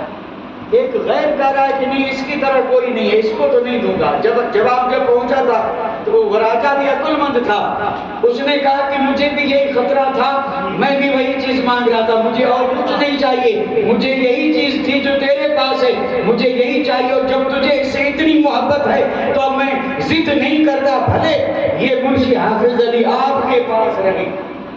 اسی کتاب میں آگے لکھا ہے، صرف اس راجا نے نہیں، یہ دہلی کے بادشاہ جو تھے انہوں نے بھی مطالبہ کیا تھا، اسی راجا سے کہا تھا کہ منشی حافظ علی ہمیں دے دیں، لیکن انہوں نے انکار کیا کہ نہیں، باقی جو چاہیں لے لیں، لیکن منشی صاحب جو ہیں ان کو ہم نہیں۔ آخر منشی میں تھا کیا بھائی؟ اب یہ تو سوچنے کی بات ہے۔ باقی سب دینے کے لیے تیار ہیں، اور وہ کہہ رہے ہیں کہ باقی تو سب دے دیں گے، لیکن یہ ذات جو ہے نا، اس کو کوئی کام کی چیز تھی تب نا، اگر کام کی چیز نہ ہوتی تو پھر وہ اس میں اتنی مصر کیوں ہوتے، ضد کیوں کرتے؟ پتا چلا ولی بڑی کام کی چیز ہے، اور ولی سب کی ضرورت ہے، سب کی ضرورت ہے۔ اور یہاں پہنچ کر کے ایک چیز یاد آ رہی، لیکن چونکہ اب مجھے بھی معلوم نہیں کہ میں نے بات کب شروع کی تھی، اور یہ وقت تو خیر کسی کا انتظار نہیں کرتا، جہاں تک میرا خیال 1 گھنٹہ تو ہو گیا کہ نہیں ہوا، 1 گھنٹہ ہو گیا، 1 گھنٹہ اتنی جلدی ہو گیا، 1 گھنٹہ اتنا جلدی ہو گیا۔ ابھی تو میں نے آپ کے حالات کی شروعات، کرامتیں تو سب باقی ہیں، آپ کی کرامتیں اگر گننے جائیں تو گن بھی نہیں سکتے، حقیقت میں اتنی کرامتیں۔ لیکن آج اس محفل میں ایک بات عرض کر دیتا ہوں، آپ بھی یاد رکھیں، اور اگر میری بات پر آپ کو وثوق اور بھروسہ نہ ہو تو آئینے کرامت سب کے پاس ہے، محبت سے اٹھا کر کے کل پڑھ لیں، کرامتیں بے شمار ہیں، لیکن میں نے جہاں تک اس کی ہسٹری اور اس کی تحقیق کی اور پڑھا ہے تو مجھ پر یہ بات روشن ہوئی ہے کہ ولی کی شان یہ ہے کہ وہ مخلوق خدا کو فائدہ پہنچاتا ہے۔ آپ کی کسی کرامت کو اٹھا کر کے دیکھ لیں، کرامت دکھانا مقصود نہیں، خدا کی مخلوق کو فائدہ پہنچانا مقصد ہے۔ اب اگر وہ فائدہ پہنچانے کرامت بن جائے تو یہ بن جائے، لیکن آپ کا مقصد کرامت دکھانا نہیں تھا، آپ کا مقصد ہی خدا کی مخلوق کو فائدہ پہنچانا۔ اس میں کوئی فرق نہیں، چاہے جس مذہب ملت سے تعلق رکھے، اللہ کی مخلوق ہے، یہاں تک چرند پرند اور یہ جتنی بھی مخلوق ہے سب کے ساتھ آپ کا نظریہ یہ تھا کہ میری ذات سے سب کو فائدہ ہوتا ہے۔ اس طرح آپ کی جس کرامت کو بھی آپ اٹھا کے دیکھیں اس میں کسی نہ کسی کا فائدہ، اور اس طرف بن گئی کرامت۔ آپ کو کرامت دکھانا مقصود نہیں تھا، خدا کی مخلوق کو فائدہ پہنچانا مقصد تھا، جو کہ ولی کی شان ہوتی ہے۔ اب کیسے کیسے لوگ آئے اور کس کس کو کیا فائدہ ہوا، اب پڑھ لیں کتاب۔ اب اس مختصر وقت میں تھوڑے ہم بتا سکتے ہیں کہ کس کس کو فائدہ ہوا، کس کو کیا فائدہ نہیں ہوا، اور جنہوں نے حج دھرمی کی تو انہیں بھی ذرا سا سبق سکھایا، یہ بھی اس میں لکھا ہے۔ آج نہیں، اس وقت بھی تھے ایسے، یہ آج کی پیداوار نہیں، یہ تب بھی تھے، آپ کی حیات میں تھے، لیکن آپ نے کسی سے بدلہ نہیں لیا۔ اللہ تعالیٰ ناراض ہوا اور اگر کوئی نقصان ہوا تو ہوا، لیکن آپ نے کسی کو بددعا۔ حد تو یہ ہے کہ واقعی آپ نے جتنے بھی اپنے چاہنے والے، خدمت گزار، محب، مرید، آپ نے تاکید فرما کے کہہ دیا تھا کہ چاہے جتنا لوگ میری برائی کریں، تم برائی کا بدلہ برائی سے نہیں دینا، بلکہ اگر میرے سچے مرید ہو تو تم سے جو برا کرے تم اس سے بھلائی کرو۔ اور یہ ہے ولی کی شان اور یہ سنت مصطفیٰ۔ برے کو برا بدلا دیا تو دونوں میں فرق کیا رہا؟ جیسے قطعی صاحب، دونوں ہو گئے برابر، اور اگر برے کو بھلائی سے بدلا دیں تو آج نہیں تو کل اس کا بھی ضمیر بیدار ہوگا اور وہ خود اپنی برائی سے توبہ کر کے آگے معافی مانگے گا کہ میں ہارا تو جیتا، اب چھوڑ اس چیز کو، اب ہم دشمنی نہیں دوستی سے جیئیں گے۔ تو آپ نے پوری خدا کی مخلوق کو فائدہ ہی فائدہ پہنچا اور یہ کرامتیں بنتی گئی۔ اور ظاہر بات ہے کام ایسا ہو کہ سب کہیں نہیں ہوگا، آپ ہاتھ اٹھائیں اور ہو جائے تو اب یہ کیا ہے؟ کرامت ہے، اور ہو گیا تو ظاہر بات ہے کسی نہ کسی کو فائدہ پہنچا۔ یہاں کے جو نواب ہیں نا، نواب بادشاہ ہی تو تھے نا، اب یہ تو آئے تھے اس لیے تاکہ لوگوں پہ راج کریں، یہ تو لوگوں پہ راج کر رہے تھے لیکن ان پر آپ راج کر رہے تھے۔ یہ راج نواب یعنی راجا رعیت سے یعنی وہ اپنا حصہ وصول کرتے اور پھر حکم بھی صادر فرماتے، ان کے حکم پہ سارا نظام چلتا تھا۔ پالن پور کا نواب آپ کے، رادھن پور کا نواب آپ کے، بڑودہ کا نواب، یہ نواب تھے اور دوسرے تھے راجا۔ چاہے راجا ہو چاہے نواب ہو، ادھر راجا ادھر خواجہ۔ اب آپ کہیں گے خواجہ تو میں کہوں گا آپ بھی خواجہ ہیں۔ منشی حافظ علی بھی کیا ہے؟ خواجہ ہے، کیونکہ خواجہ کا معنی نہیں سمجھیں گے تو ہم تو سمجھتے ہیں کہ خواجہ صرف خواجہ اجمیری ہے، لیکن میں تو کہوں گا ہر ولی خواجہ، ہر ولی خواجہ، اور جب خواجہ تو جہاں ہے وہاں کا راجا، وہاں کا راجا۔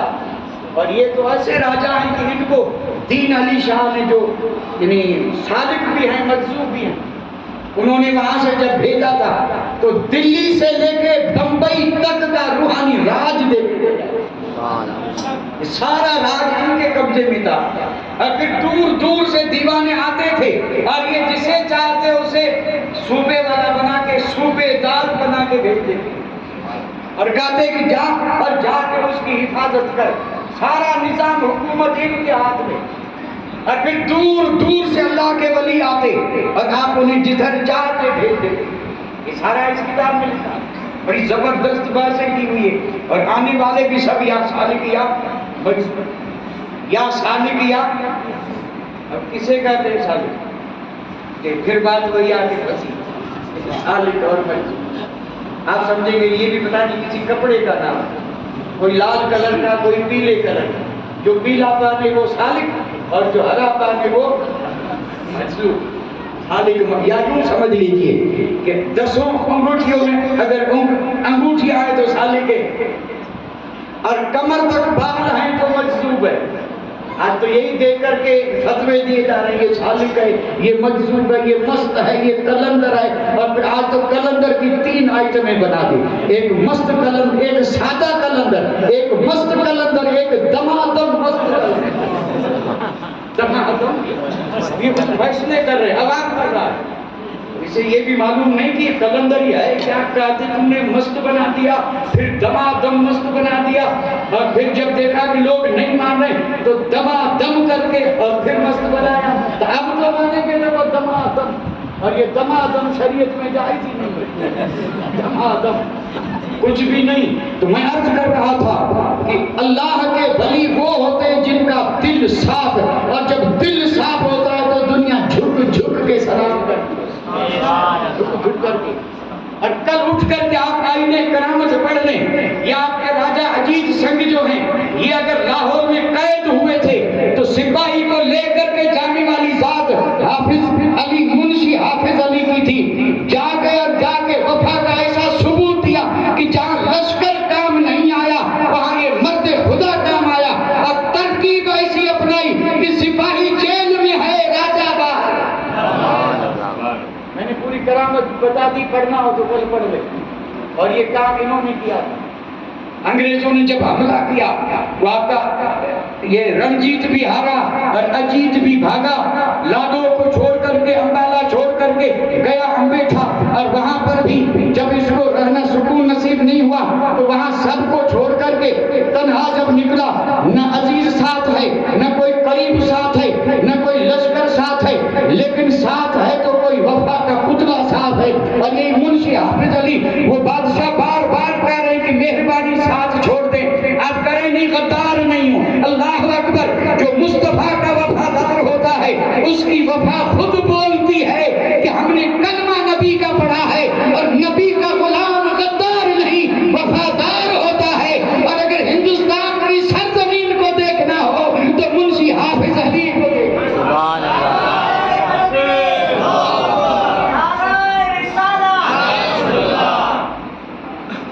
ولی کی ایک شان یہ ہوتی ہے کہ وہ دنیا کا بندہ نہیں ہوتا، خدا کا بندہ ہوتا، دنیا کا نہیں۔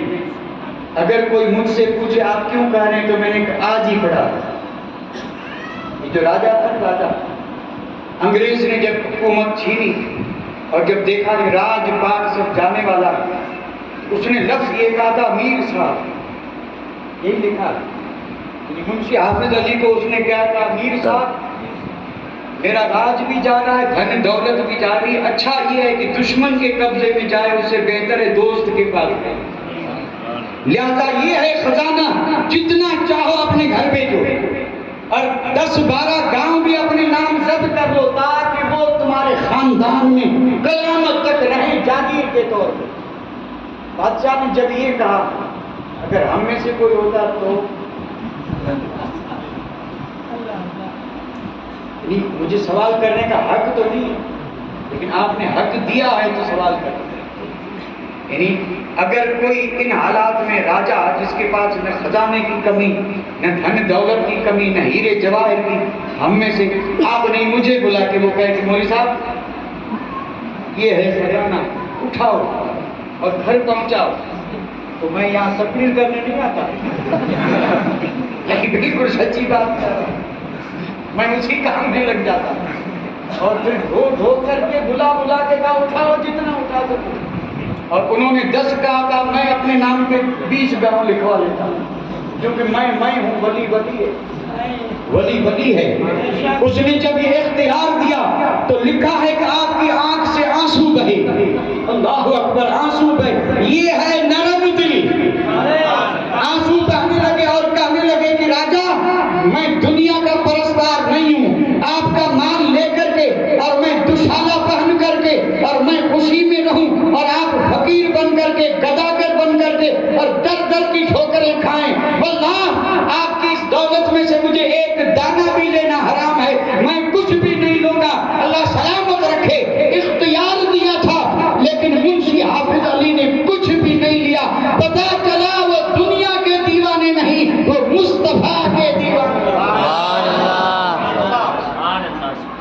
اور ایک دوسرے موقع پہ جب آپ نے اس راجا کو لاہور کی قید سے نکالا اور پھر ایک ہی جست میں 50 کوس چلنے کے بعد ان کے پاس ایک سونے کی ڈبیا تھی، اس میں نہ معلوم کتنی قیمتی جواہرات تھے، اس نے کہا کہ میر صاحب یہ لے لو، مہربانی کرو لے لو، آپ نے فرمایا نہیں، اس میں سے میں کوئی چیز آپ نے نہیں لیا، مجبوراً بادشاہ نے اسے کنویں میں تو پھینک دیا، لیکن اللہ کے ولی نے دنیا کی دولت کو ٹھوکر مار دی، کیونکہ یہ غدار ہے، اس نے کسی سے وفا نہیں کی۔ اور پھر ولی بھی وہ جو علی والا ہو۔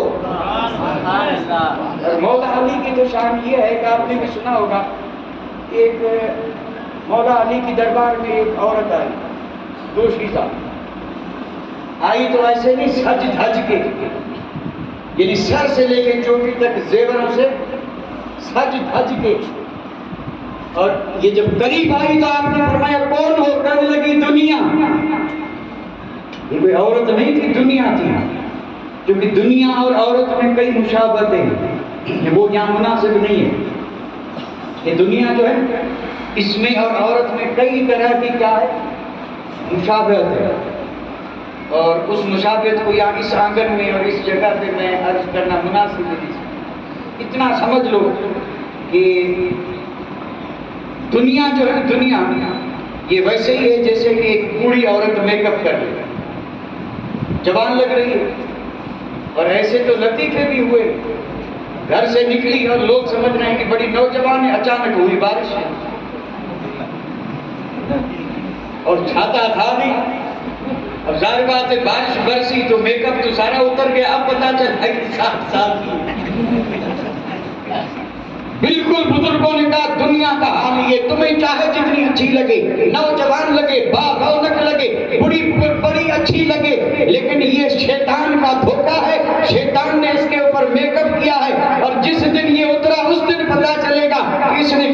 وفا نہیں کیے، ایسے غدار سے اللہ کے ولی کبھی دوستی کرتے ہی نہیں کرتے۔ آپ نے بھی نہیں کی، اور آپ نے ٹھوکر مار دی، ساری دولت کو ٹھوکر مار دی، اور آپ نے کوئی چیز اختیار نہیں کی۔ وفا کا ثبوت یہ دیا کہ راجہ تو کشمیر گئے، وہاں مر گئے، لیکن اسی سہارنپور کے احمد آبادی قلعے میں جہاں اس راجہ کا پریوار قید تھا، اس کے ساتھ یہ شہزادے بھی قید تھے۔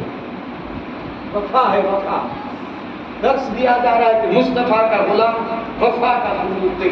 اگر کسی سے کوئی عہد کیا ہے تو جان خطرے میں جائے تو جائے، لیکن عہد کے خلاف، وعدے کے خلاف مومن کبھی کر ہی نہیں سکتا۔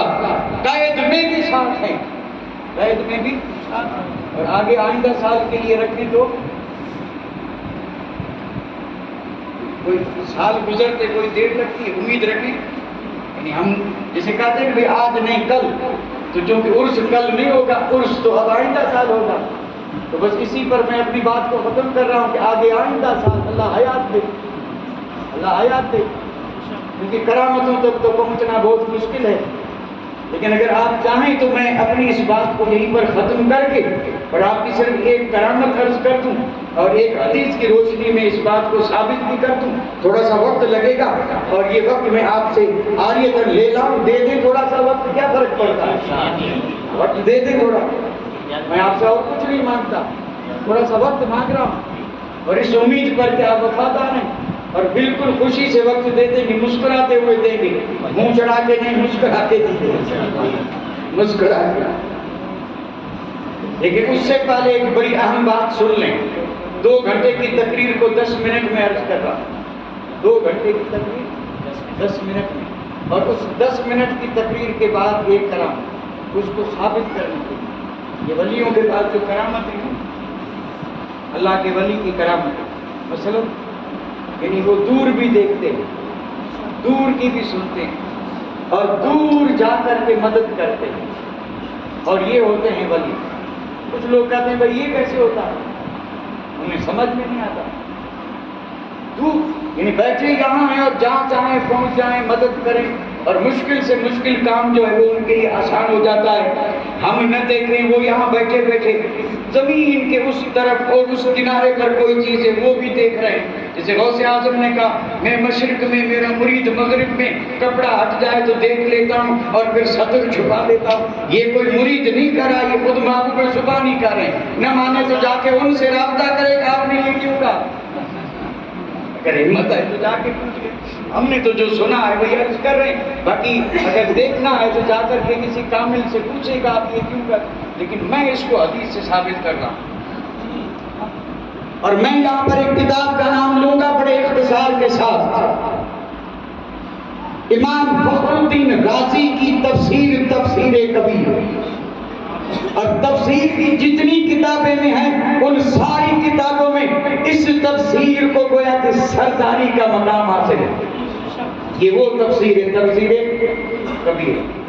امام فخر الدین رازی تفسیر کبیر میں سورہ کہف میں اصحاب کہف کا ذکر کرتے ہوئے لکھتے ہیں، اصحاب کہف کا ذکر کرتے ہوئے امام فخر الدین رازی لکھتے ہیں، اور وہاں پر آپ نے اس حدیث کو ذکر کیا ہے جس میں رب کا فرمان ہے اذا احببتہ کنت سمعہ الذی یسمع بہ، بڑی طویل حدیث ہے۔ رب نے فرمایا ہے وہ بندہ، لیکن جب میرا پیارا بنا تو میں اس کے کان، آنکھ، ہاتھ بن جاتا ہوں جس سے وہ دیکھتا سنتا۔ یہ بڑی مشہور حدیث پاک ہے اور اس سے کوئی انکار بھی نہیں کر سکتا، کسی میں مجال نہیں وہ ضعیف کا دے۔ ہاں کچھ لوگ کہتے ہیں یہ ضعیف، لیکن ہمت نہیں کسی میں کہ اس کو ضعیف کہے۔ یہ صحیح حدیث ہے اور یہ سیاہ ستہ میں ہے۔ رب نے فرمایا، حدیث قدسی، رب نے فرمایا بندوں میں سے جب کوئی بندہ عبادت کر کے، ریاضت کر کے مجھے راضی کرتا ہے تو میں راضی ہوتا ہوں، اسے اپنا پیارا بناتا ہوں، پھر آنکھ اس کی، طاقت میری، کان اس کا، طاقت میری، ہاتھ اس کا، طاقت میری، پاؤں اس کا، طاقت میری۔ یہ حدیث اپنی طرف ہے۔ اس حدیث کو لکھ کر کے امام فخر الدین رازی فرماتے ہیں اب یہ میرے جملے جو پڑھ رہا ہوں برکت کے لیے پڑھ رہا ہوں،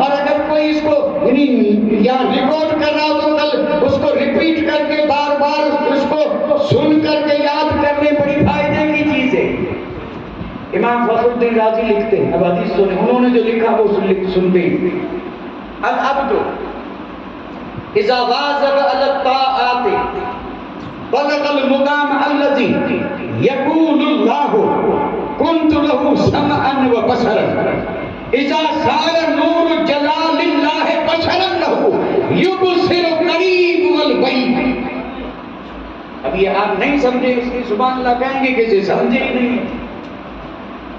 इज़ा सार नूर जलालिही बसरन यबसिरु अल करीब वल बईद व इज़ा सार ज़ालिका नूर समान यस्मा अल करीब वल बईद इज़ा सार ज़ालिका नूर जलालिही यदन लहु यक़दिरु अला तसर्रुफि फिल करीब वल बईद फिस सहले वस्सर। ये मेरा नहीं, इमाम फखरुद्दीन राजी का फरमान। आपने क्या फरमाया? जब कोई बंदा अल्लाह ताला की इताअत और फरमान बरदारी पे हमेशगी करता है, ये तो समझ रहे हैं ना, यानी जब भी कोई बंदा अल्लाह और उसके रसूल की फरमान बरदारी इताअत पे क्या करता है? हमेशगी। हमेशगी यानी आज किया कल नहीं, कल किया परसों नहीं, इस रमजान के रखे उसके नहीं रखे, फजर पड़ी जोर नहीं पड़ी, नहीं, इताअत पर उसने हमेशगी की। जब किसी बंदे ने इताअत पर हमेशगी की तो फिर वो उस मकाम पे पहुंचा, बलग ज़ालिकल मकाम, और इसी मकाम को कहते हैं मकामे रफी।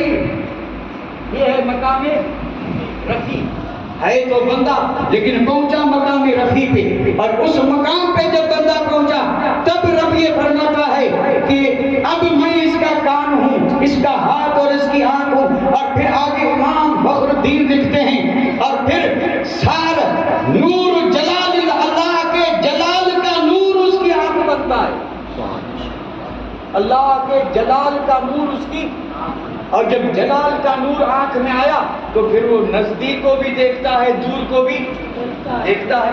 अब मेरी न माने, उनकी तो मानेंगे कि नहीं, कि कहेंगे नहीं फखरुद्दीन राजी की बरेली वाले थे, ये उन्होंने लिखा। और अगर यहाँ तो खैर नहीं हो तफसीर, यहाँ कहाँ है, यहाँ कौन पढ़ेगा, और इसके लिए किसी बड़े इदारे में जाना पड़ेगा। मेरे पास मोबाइल में है, हाँ, अगर वक्त हो कोई चाहे तो मैं उसमें से निकाल के दिखा सकता हूँ। 30 जिल्दें हैं पूरी, और मुकम्मल अरबी है, और अरबी भी आज वाली नहीं, उस दौर वाली। उसके लिए यानी जगह जगह पे फिर ग्रामर की जरूरत पड़ेगी, लुगत की। आप फरमाते हैं अल्लाह के जलाल का नूर जब आंख में आया तो आंख देखती है करीब को भी और बईद को भी। अल्लाह के जलाल का नूर जब बंदे के कान में आया तो नजदीक भी सुनता है, दूर भी सुनता है। आगे फरमाते हैं अल्लाह के जलाल का नूर जब बंदे के हाथ में आया तो फिर वो बंदा ताकत रखता है तसर्रुफ करने की, करीब बईद आसान मुश्किल सब पे फिर उसको कंट्रोल मिल जाता है। बस इसके लिए इशारा करके आपसे इजाजत ले रहा हूं। ये वाकया तो आप सबने सुना है, याद होगा कि नहीं? सबको याद होगा। वो आपके एक खादिम खास थे, नाम था खुदा बख्श, आया याद? खुदा बख्श, बड़ा शौक था हज का, आप इजाजत नहीं दे रहे, और किसी साल उन्होंने इजाजत मांगी, आपने कहा जाओ। सिर्फ इजाजत ही नहीं दी, सारा इंतजाम कर दिया, क्योंकि खादिम थे। अब ये यहाँ से गए बंबई, वहां से जिद्दे वाले जहाज में बैठे, और बीच समंदर में आया तूफान। तूफान ऐसा कि सारी ये कश्ती और जहाज डूबने लगा। अब जहाज में जितने भी बेचारे हुज्जाज थे जान के लाने पड़े। कोई अल्लाह को पुकार रहा है, कोई अल्लाह के नबी से मदद मांग रहा है, कोई वलियों को पुकार रहा है, आहो भगा। यकीन हो गया कि अब गए कि तब गए। अब ये सब परेशान, और ये खुदा बख्श एक तरफ चुपचाप बैठे, बिल्कुल चुपचाप, न अल्लाह को पुकारे, न नबी को, और न कोई दुआ, न कोई दुरूद, चुपचाप बैठे। लोगों ने जब देखा कि सब परेशान हैं, इन्हें क्या हुआ, तो कहने लगे मनूस है, इसी की वजह से तूफान आया है।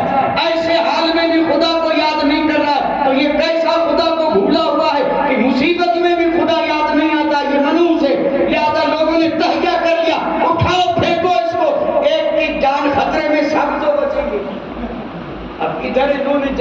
کہا نا تو انہیں مرشد یاد آیا. اب کہاں وہ عربی سمندر اور کہاں آپ کا رادن کو، لیکن چونکہ سچا تھا اس وقت انہوں نے پکارا اپنے مرشد کو، منشی حافظ علی جان خطرے میں ہے. اور یہی ہے پکارنا. کہتے ہیں کہ دور سے مت پکارو، صرف خدا کو پکارو، اور کوئی مدد کر نہیں سکتا. ہم بھی کہتے ہیں کوئی نہیں کر سکتا، ولی کر سکتے ہیں، کیونکہ ان کے ہاتھ میں خدا کے جلال کا نور ہے. انہوں نے پکارا اور پکار کر کے ابھی یہ صدا زبان سے ختم ہی نہیں ہوئی، تھوڑی سی غنودگی تاری ہوئی. کیا دیکھتے ہیں کہ جیسے پانی کی سطح پہ ہوا تیز آتی ہے، اسی طرح منشی حافظ علی آ رہے ہیں. اور آپ نے قریب نہیں دور سے آتے ہوئے کہا خدا بس گھبرانا مت، آ گیا ہوں اور یہ آپ کا ڈوبنے والا بیڑا ابھی گرا دیتا ہوں. اور جیسے ہی انہوں نے کہا آ گیا، آنکھ کھلی اور آنکھ کھلتے ہی آپ وجد میں آ گئے. کشتی والوں سے کہا نہیں ڈوبے گا، جہاز نہیں ڈوبے گا. اور یہ کہنا تھا کہ کم و بیش کئی کلومیٹر جہاز طوفان سے آگے نکل گیا. اور جب آگے نکلا تو اب ساری منتیں انہی پہ چڑھ رہی ہیں. والے جن کو منوس سمجھ رہے تھے نا، پھر سب کہہ رہے ہیں بڑی مہربانی، ان کی وجہ سے بچے، ان کی وجہ سے بچے، یہ کوئی کامل ہے. بھئی جب لوگ دیکھتے ہیں نا تو مانتے ہیں. اللہ کرے نہ ماننے والوں کو بھی کوئی جلوہ نہ اللہ کے ولی دکھا دے تاکہ انہیں بھی سمجھ میں آ جائے. اور اس دن کا انتظام نہ کریں بھائی، جلوہ دیکھ کے مانیں گے تو مشکلیں بھی بڑھے گی. ایسے ہی مان لیں آج لے ان کی بنا، آج مدد مانگو ان سے، کل نہ مانیں گے قیامت میں. اگر مان گیا کشتی طوفان سے بچ گئی. ادھر یہ معاملہ تھا اور ادھر آپ اپنے مریدوں کے بیچ میں بیٹھے تھے. اچانک رنگ بدلا اور رنگ بدلتے ہی آپ نے دونوں ہاتھ یوں اٹھا کر کے مٹھی کو بند کیا اور ہلایا، اور پھر ہلا کر کے جیسے ہی ہاتھ نیچے کیے اور یہ بنو خان یا کوئی اور خادموں سے کہا کہ یہ چلمچی لا، پانی لا، اور وہ لے کر کے آئے تو ہتھیلی سے خون بہ رہا تھا. آپ نے ہاتھ صاف کیا. لوگ حیرت میں ہیں کہ مٹھیاں بند تھی اور یہ کیل لگی کہاں سے، خون آیا کہاں سے. مرید سچے تھے، کہنے لگے آقا ماجرا کیا ہے. آپ نے کہا جانے دو، لیکن چونکہ سچوں کی ضد ماننی پڑتی ہے آپ نے کہا بھائی ماجرا یہ ہے، وہ میرا خاص مرید خدا بس جو حج پہ گیا تھا، طوفان سمندر میں پھنسا، اس نے مجھے پکارا اور دیر اگر کرتا تو طوفان ڈوب جاتا، اس لیے جلدی میں جو دھکا دیا تو جہاز میں جو میخ تھی وہ اس ہاتھ میں لگی اور زخم ہو گیا. اب یہ ہاتھ وہاں کیسے پہنچا؟ عقل تو نہیں مانے گی، لیکن عقل کو رکھے ایک طرف. یہ ایمان جو ہے اس کی بنیادی عشق پہ ہے. اور یہ امام فخر الدین رازی کی تفسیر سے ثابت ہوا کہ یہ وہی ہاتھ پہنچ سکتا ہے جس میں نور اللہ کے جلال کا ہے.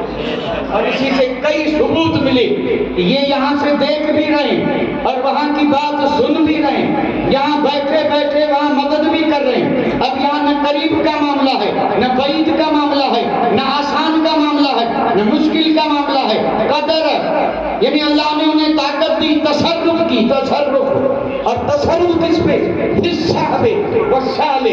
آسان ہو تب بھی مشکل. یہ مشکل نہیں، کتنا مشکل تھا، اتنی دوری، اتنا بڑا جہاز اور ایک کمزور آدمی، اور وہ ہاتھ سے دھکا دے اور ایک دھکے سے کئی کلومیٹر جہاز ایک ہی دھکے سے پہنچ جائے، طوفان پیچھے رہ جائے، جہاز ادھر چلا جائے، اور پھر یہ ہاتھ ہلا کر کے اور یہ ہاتھ بھی طوفان سے کہے کہ ٹکرانے کی ہمت مت کرنا، تیرے اندر طوفان تیری طاقت ہے، میرے ہاتھ میں میرے رب کے نور کی طاقت ہے. وآخر دعوانا الحمدللہ رب العالمین.